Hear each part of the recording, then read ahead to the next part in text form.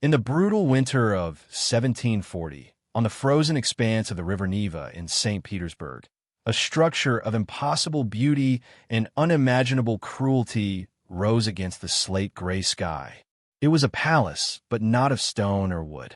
It was built entirely of ice.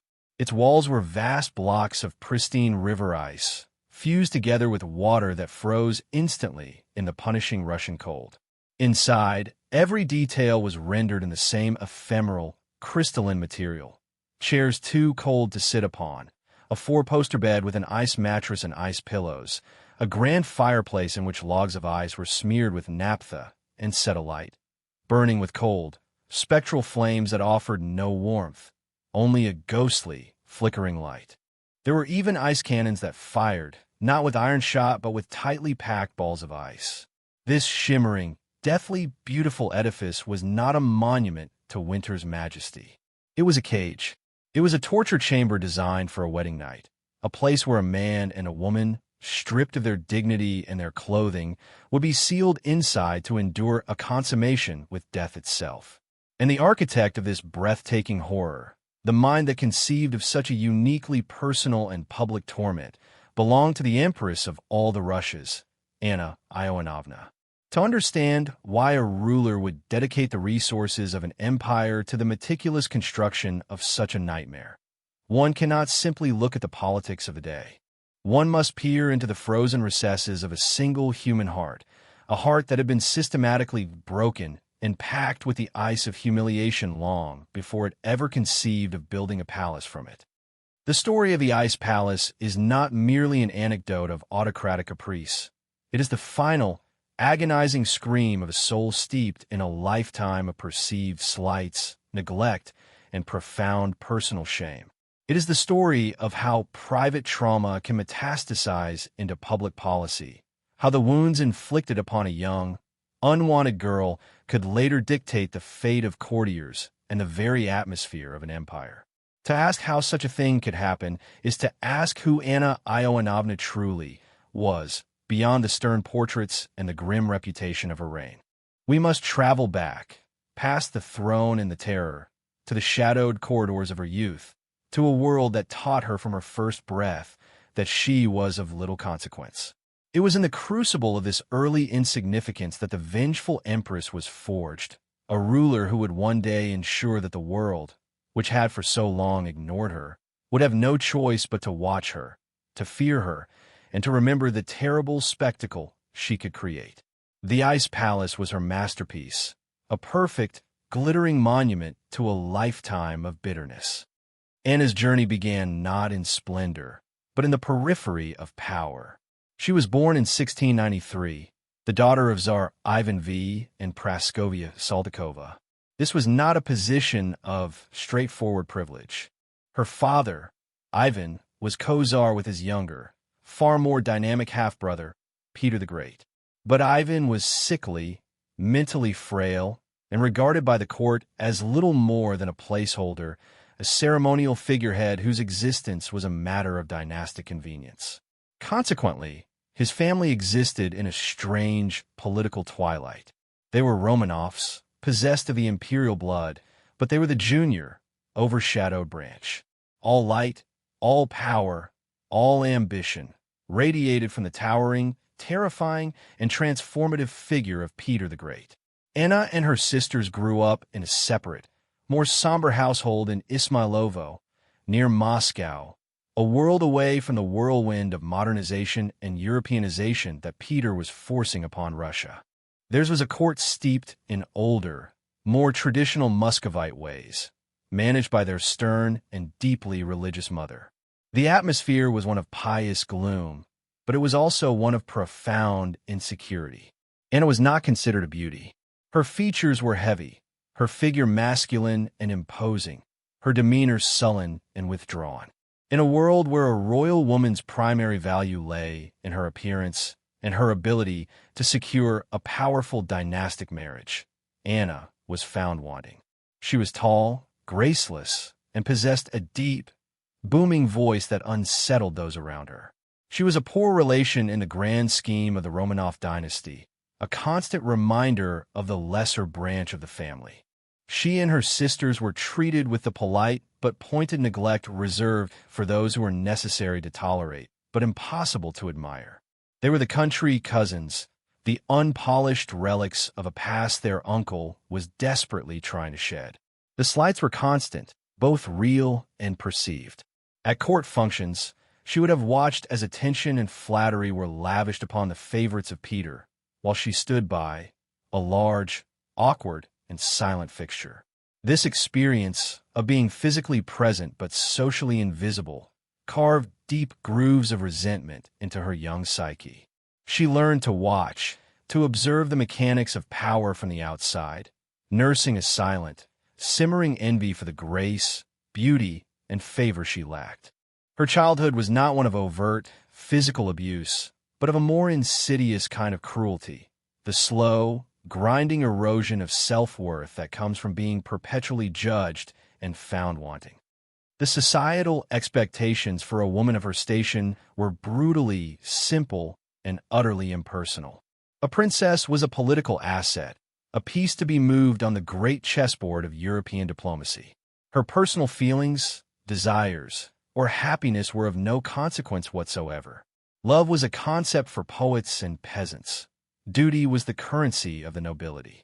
Peter the Great, a man who saw his entire empire and everyone in it as raw material for his grand project of building a new Russia, certainly had no time for the romantic inclinations of a niece he barely regarded.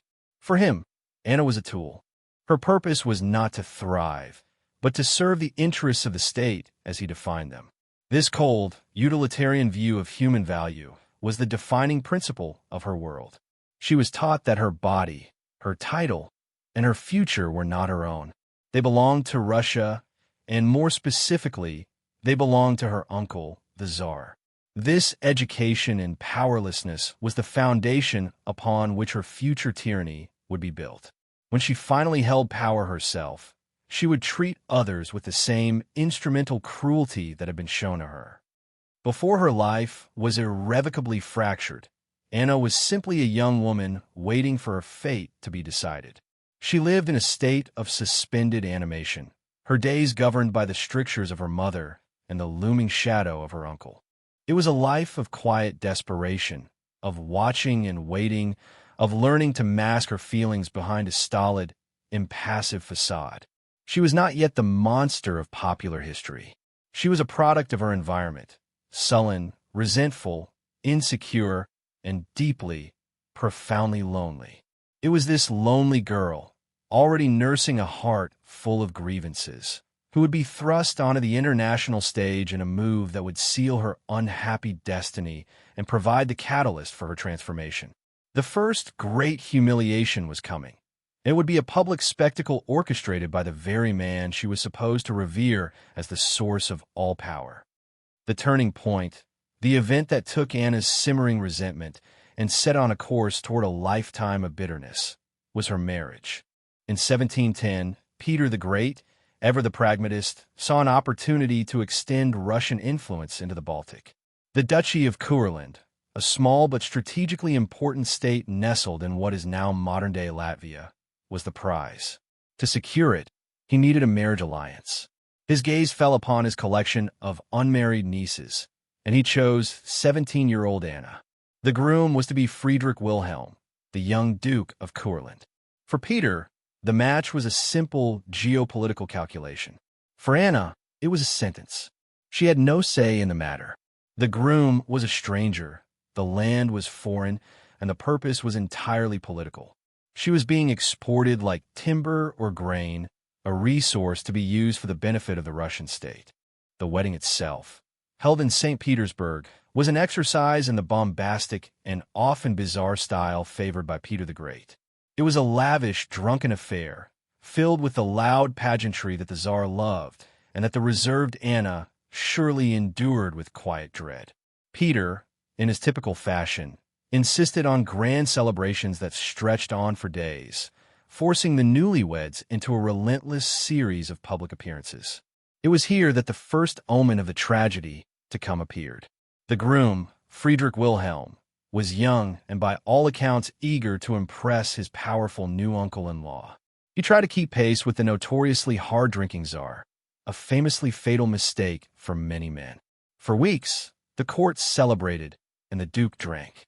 Finally, in early 1711, the festivities concluded, and it was time for the young couple to depart for Courland, to begin their new life and rule their duchy. They set out from St. Petersburg in the depths of the Russian winter. The journey was arduous, undertaken by sleigh across the frozen landscape. Just 2 days into the trip, a mere 40 miles from the capital, Duke Friedrich Wilhelm collapsed. He was dead. The official cause was likely a burst blood vessel or a heart attack, the direct result of the extreme alcohol consumption demanded by the wedding celebrations. At the age of 17, after a marriage that had been forced upon her and had lasted only a few weeks, Anna Ionovna was a widow. The event was a shocking, brutal severing of her already tenuous connection to a normal life. She was left stranded, her purpose as a duchess seemingly extinguished before it could even begin. The consequences were immediate and devastating. Peter the Great's geopolitical plans had been thrown into disarray, but he was not one to abandon a strategic advantage. Though the Duke was dead, his Russian widow remained. Peter ordered Anna to continue her journey to Courland and take up residence in the capital, Matau. She was to live there as the Dowager Duchess, a living symbol of Russia's claim on the territory. For Anna, this was not a position of honor, but of exile.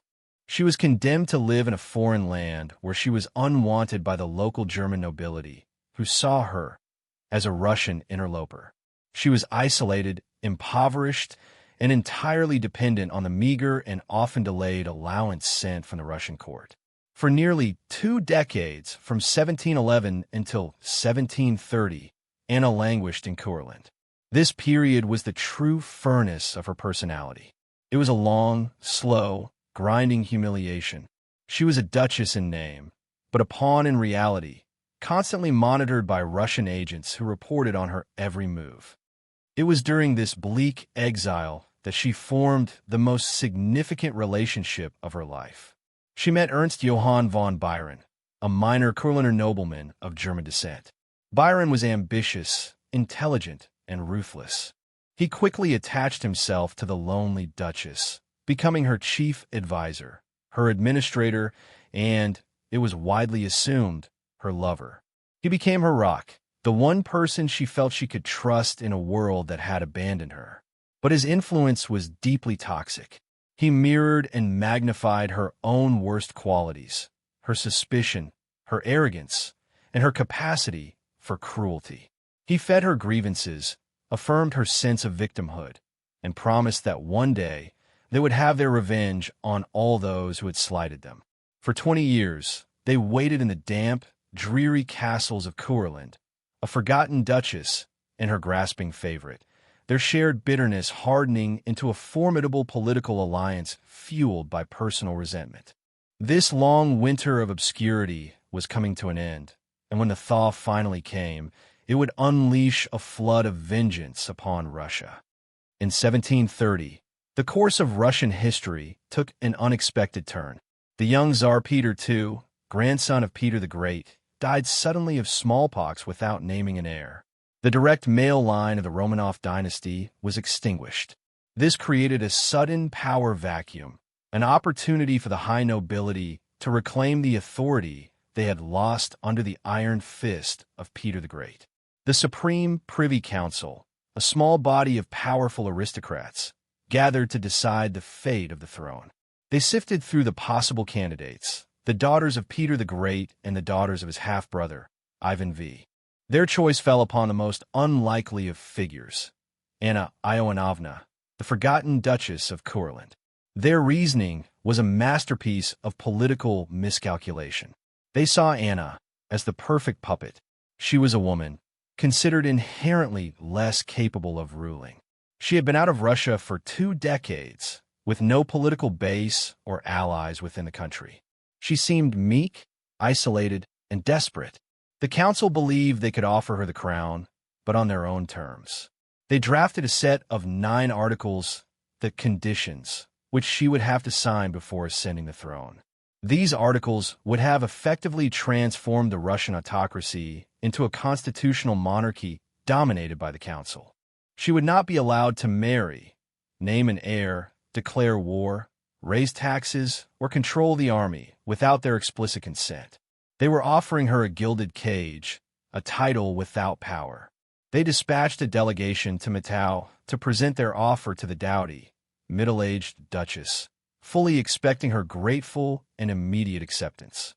The council's attempt to neuter the monarchy was a catastrophic failure, a complete underestimation of the woman they had chosen. When the delegation arrived in Courland, Anna, carefully advised by the cunning Byron, played her part beautifully. She appeared humble, surprised, and agreeable. She signed the conditions. But this was merely a ploy. While the council celebrated its victory in Moscow, Anna and Byron were already working to undermine them. They established contact with other elements of the Russian nobility, the gentry and military officers who despised the aristocratic arrogance of the council and feared the rule of an oligarchy even more than the rule of a single autocrat. They saw in Anna a chance to restore the traditional power of the Tsar, a power from which their own status and promotions derived. A groundswell of support for absolute monarchy began to form, all directed at the supposedly pliable duchess. When Anna finally made her grand entry into Moscow in February 1730, the atmosphere was electric with tension. The council believed she was their creature, but she arrived to find crowds of guards and lesser nobles hailing her as their absolute sovereign. She spent days gauging the political climate, meeting with her supporters, and confirming the depth of the opposition to the council. The climax came on February 25th, in a carefully staged piece of political theater. A delegation of her supporters, representing the nobility and the guards, formally petitioned her to reject the conditions and assume the full autocratic powers of her ancestors.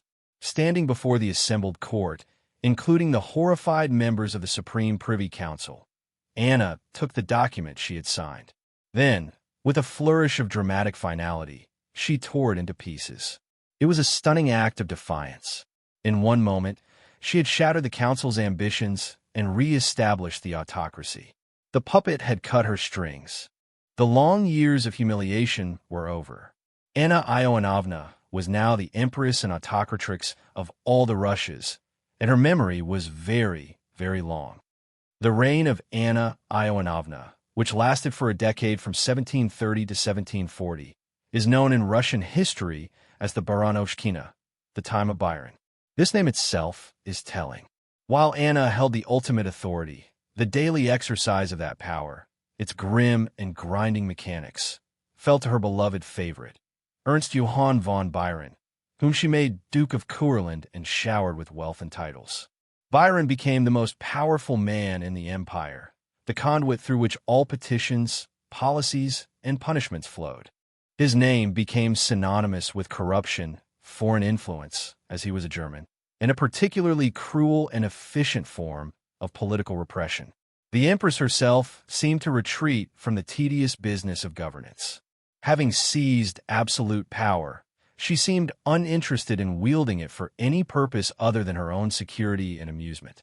The primary instrument of the Baronovshchina was the reviled secret chancellery, a political police force tasked with rooting out treason and sedition. Under Anna's reign, its activities expanded to terrifying proportions. An atmosphere of fear descended upon Russia. The slightest incautious word, a misjudged joke about the empress or her German favorite, could lead to a denunciation, arrest, torture, and exile to the frozen wasteland of Siberia. Spies were everywhere. People became afraid to speak freely even in their own homes. The chancellery's methods were brutal, employing horrific tortures to extract confessions. Thousands were arrested. The great aristocratic families who had tried to limit her power, like the Golitsins and the Dolgorikovs, were systematically persecuted, their fortunes confiscated, their members executed or exiled. It was a reign of terror, but not one of chaotic, passionate outbursts. It was cold, systematic, and methodical, a reflection of the cold, methodical accumulation of grievances that had defined Anna's life. This political terror created a court environment that was both lavish and grotesque. With Byron managing the state, Anna was free to indulge her peculiar and often cruel tastes. She was an avid hunter and would spend hours shooting animals from the windows of her palace. But her greatest passion was for the collection and humiliation of human beings. Her court was filled with a bizarre menagerie of jesters, dwarfs, and physically deformed individuals whom she would force to engage in humiliating antics for her amusement. She would stage fights between her female jesters or order courtiers to sit on nests of eggs and cluck like hens for hours. This was not simple eccentricity. It was a psychological compulsion. After a lifetime of feeling awkward, plain, and inferior, she now surrounded herself with people she could literally look down upon. She derived a perverse pleasure from their debasement, a confirmation of her own elevated status. Her court became a theater of the bizarre, a place where fear and sycophancy mingled with the Empress's strange, joyless, and sadistic entertainments. The psychological toll of her past was evident in her daily life. She remained a profoundly isolated and suspicious figure. She trusted no one but Byron. She was prone to long bouts of sullen boredom, punctuated by flashes of vindictive rage. Her pleasures were joyless and repetitive. She gorged on food, played card for high stakes, and watched her jesters fight. There was a profound emptiness at the heart of her power. She had achieved the absolute authority she must have dreamed of during her long exile in Courland, but it brought her no peace, no happiness. It was merely a tool for keeping her enemies at bay and for inflicting upon others the same kind of public shame she had once endured. This was not a sudden whim, but the culmination of her psychological trajectory, the perfect synthesis of her love for grandiose displays and her taste for exquisitely tailored cruelty. The protagonist of this final, terrible drama was a man from one of Russia's most ancient and distinguished noble families, Prince Mikhail Alexeyevich Golitsyn. The Golitsyn family had been at the pinnacle of Russian politics for centuries, but they had made a fatal error. They had been leading members of the Supreme Privy Council, the very body that had tried to impose the conditions on Anna. For this, they had suffered terribly. Prince Mikhail's sin, however, was more personal and, in Anna's eyes, far more galling. He had committed the crime of finding happiness outside the bounds of her approval. While traveling abroad, Prince Golitsyn had fallen in love with an Italian woman. Compounding the offense, she was a Roman Catholic. He had married her and, to do so, had secretly converted to Catholicism himself. In the eyes of the Orthodox Russian state and its empress, this was an act of cultural and spiritual treason. When his Italian wife died, the now widowed Golitsyn made the mistake of returning to Russia. He was a broken man, grieving and vulnerable, but Anna saw not a grieving subject but a target. His name, his past association with her enemies, and his betrayal of the Orthodox faith made him the perfect vessel for her contempt. She decided to make an example of him. In an act of supreme degradation, she annulled his princely rank and forced him to become one of her court jesters. The once proud Prince Golitsyn was given the name Kvasnik and was made to serve the Empress kvass, a traditional Russian fermented drink, while enduring the mockery of the court. His daily existence became a ritual of humiliation, a constant reminder of the Empress's absolute power over life, status, and dignity. But this was not enough. The debasement had to be public, ceremonial, and complete. It needed a female counterpart. Anna selected a woman from her court, Avdotia Ivanovna Buzanova. Avdotia was a Kalmyk serving woman, described by contemporaries as exceptionally unattractive, or very ugly. Her crime was simply existing and being available for the Empress's cruel design. By forcing a marriage between a highborn prince, even a disgraced one, and a low-born servant of a non-Russian ethnic group, Anna was creating a grotesque parody of the sacrament of marriage. It was an assault on social order, on romance, and on human dignity. She decreed that this mismatched, unwilling couple would be wed, and their wedding would be a spectacle the likes of which the world had never seen. The stage for the spectacle would be the Ice Palace. The construction began in the dead of winter, on the frozen Neva between the Admiralty and the Winter Palace. It was a marvel of engineering and a monument to malice. An army of workers cut thousands of massive blocks of the purest ice from the river. Under the direction of the architect Pyotr Yerobkin, these blocks were shaped and fitted with astonishing precision. The final structure was enormous, 80 feet long, 33 feet high, and 23 feet wide. It was adorned with elegant statues, ornate columns, and a balustrade, all carved from ice. Inside, the fantasy was complete. The furniture, tables, chairs, clocks, playing cards, even a grand bed, was meticulously crafted from ice.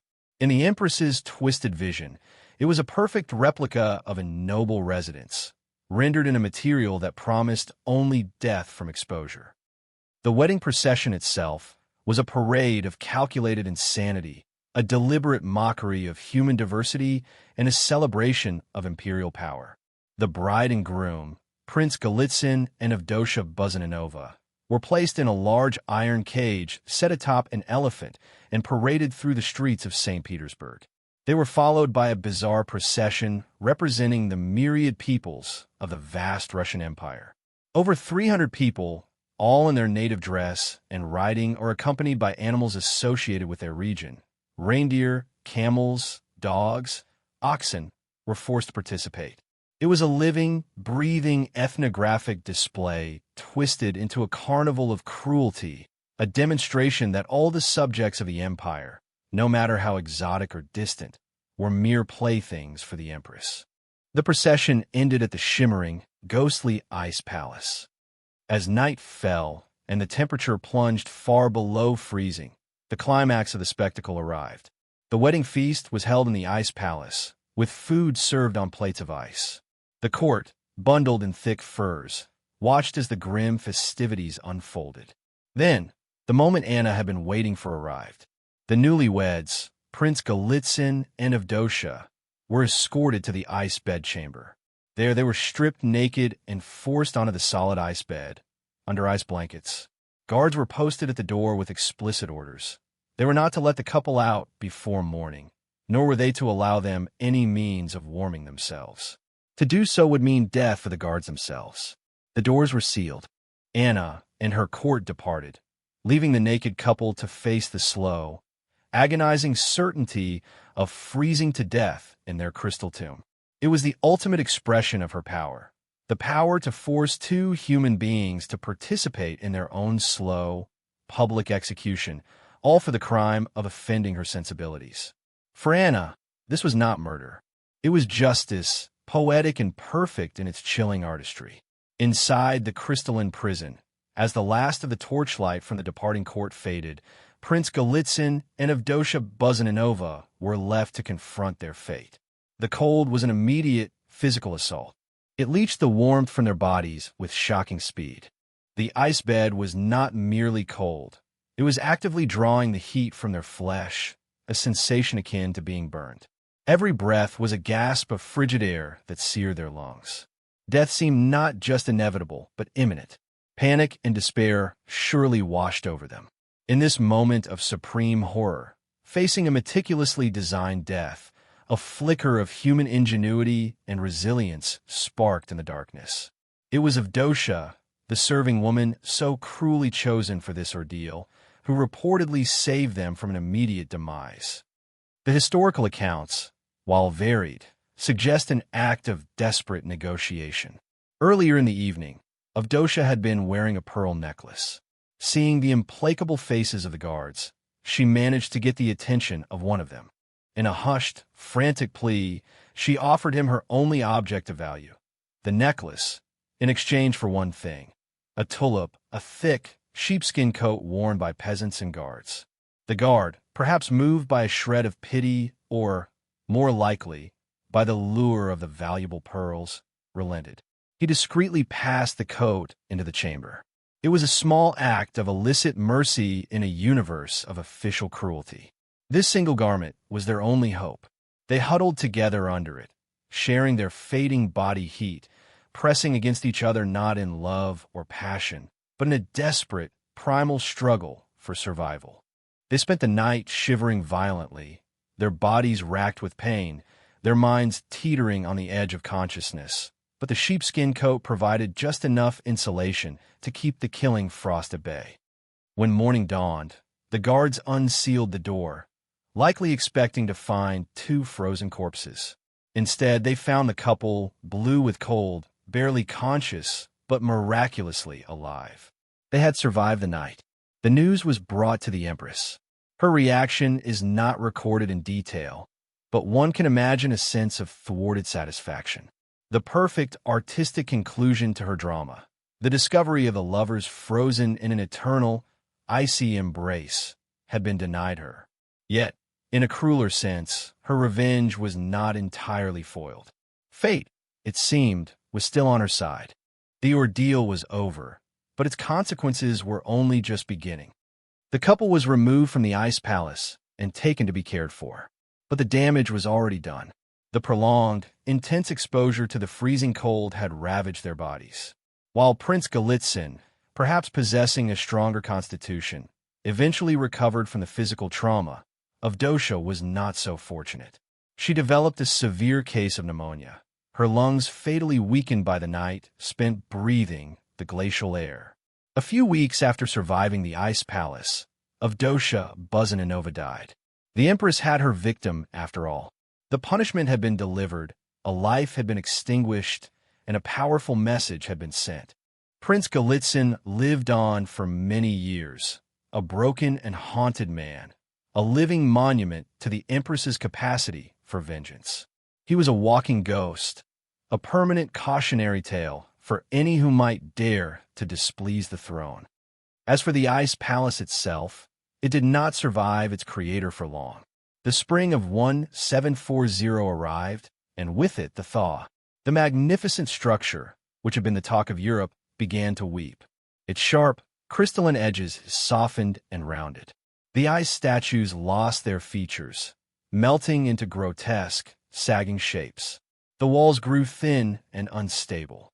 Finally, the entire palace dissolved back into the waters of the Neva from which it came, its brief, terrible existence vanishing as if it had been nothing more than a nightmare. The dissolution was symbolic. Later that same year, in October 1740, Empress Anna Ioannovna, after a decade of absolute and terrifying rule, fell gravely ill. She suffered from kidney disease, a painful and debilitating condition. The woman who had commanded an empire, who could order a man's life destroyed with a word, was now helpless in the face of her own body's decay. She died in agony, leaving the throne to her infant grandnephew, Ivan VI, with the hated Byron as regent. Byron's triumph was short-lived. Within weeks, he was overthrown in a coup, arrested, and exiled to Siberia, the very fate he had imposed on so many others. The entire edifice of the Baronovshchina crumbled as quickly as the ice palace had melted in the sun. The immediate consequence of Anna's death and Byron's fall was a palpable sense of relief that swept across Russia. It was an end to a dark chapter. The coup that removed Byron eventually led to the ascension of another, very different empress, Elizabeth Petrovna, the daughter of Peter the Great. Her reign would be consciously styled as a rejection of the grim, foreign-dominated, and fearful decade of Anna. The Baronovshchina became a national bogeyman, a period invoked to signify the worst excesses of autocratic power and the dangers of foreign influence at court. The systematic persecution of the old nobility ended, and the secret chancellery's power was curtailed. The memory of Anna's reign served as a powerful political tool for her successors, a dark backdrop against which they could paint their own rule as more enlightened and authentically Russian. Historically, Anna Ioannovna remains a figure of intense debate. Was she the architect of the terror? Or was she merely a sullen, lazy monarch who allowed her cruel and ambitious favorite, Byron, to run rampant? Some historians argue that the term Baronovshchina is misleading, that it was a convenient way for later chroniclers to blame the German favorite for a terror that was fully sanctioned, if not actively directed, by the Empress herself. Her taste for cruel entertainments, her vindictive persecution of the Golitsyn and Dolgorukov families, And above all, the deeply personal and theatrical cruelty of the Ice Palace all point to a mind that was far from passive. She may have outsourced the daily administration of terror to Byron, but its spirit and its most spectacular manifestations appear to have sprung directly from her own damaged psyche. She was not a mere puppet. She was the quiet, brooding intelligence that gave the terror its peculiar, sadistic flavor. The story of Anna and her ice palace offers a chilling lesson on the nature of power and the terrifying cycle of humiliation and revenge. It demonstrates how personal wounds, inflicted in the vulnerable years of youth, can fester and grow into monstrous pathologies when combined with absolute authority. The neglect and scorn she experienced as a young princess did not make her empathetic to the suffering of others. It made her an expert in inflicting it. She had learned from her own life that public shame was the most potent weapon, and when she gained power, she wielded it with terrifying precision. The Ice Palace was more than just a cruel prank. It was a carefully constructed piece of psychological warfare, an external manifestation of the frozen, barren landscape of her own heart. It was her way of showing the world the coldness she had been shown, of forcing others to feel the helplessness that had once defined her own existence. The contrast between the public image and the private reality of Anna's reign is stark. Publicly, she was the autocratrix, her image stamped on coins, her name invoked in prayers, her power absolute and unquestionable. She was the inheritor of Peter the Great's empire, a figure of immense historical weight. But the private reality was one of lonely, bored, and deeply unhappy woman, haunted by feelings of inadequacy, who could only feel powerful when she was making others feel small. The grotesque gestures, the forced antics of her courtiers, and the frozen wedding night of Prince Golitsyn were not the actions of a confident ruler. They were the desperate compensations of a profoundly broken person. The grandeur of her court was a facade, hiding an emotional and spiritual wasteland. Ultimately, the Ice Palace stands as one of history's most potent symbols of corrupted power. It was a structure of breathtaking artistry built for the sole purpose of human suffering, a perfect metaphor for a reign that used the vast resources of an empire to settle the personal scores of a forgotten, unloved girl. It glittered for a moment in a Russian winter, a testament to what happens when the deepest wounds of the human spirit are given a crown and a scepter. Then, like the reign of its creator, it melted away, leaving behind only water and a story.